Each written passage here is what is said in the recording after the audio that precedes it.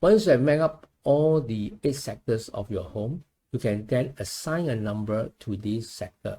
As shown, number 9 is assigned to south, number 2 is assigned to the southwest, and number 7 is assigned to the west, and so on and so forth. Your life palace is one of these sectors, and the number is your Feng Shui number or one number. Life palace is about you, your personal capacity in life, and it is part of your home. So how can you know, or how do you know where is your life palace? You can find out from the Feng Shui DNA web application that is mentioned earlier. So access it if you have not done so from my website.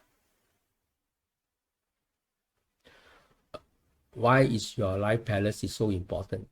If you can be disappointed that your contribution are not appreciated at work or at home, then you may want to check, is your personal life palace missing, or cluttered, or messy, or perhaps there are negative forms inside or outside your house, such as a big tree or a lamppost pointing straight to your life palace, or overlooking the edge of your neighbor building, or a wind gap that is between the buildings pointing directly to your life palace. If this happens, then avoid buying this house, as you won't be benefiting from this property, and may actually even bring more harm than good to other family members as well.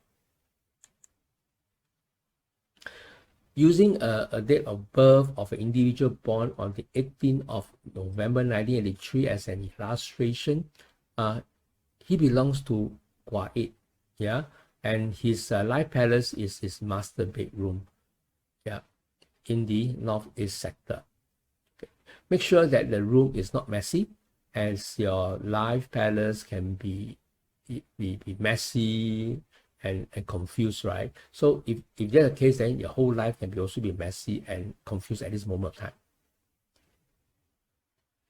Using the date of birth of an individual born on the 13th of February 1986 as his illustration, he belongs to Quan number 2, and his life palace is the main door area in the southwest sector.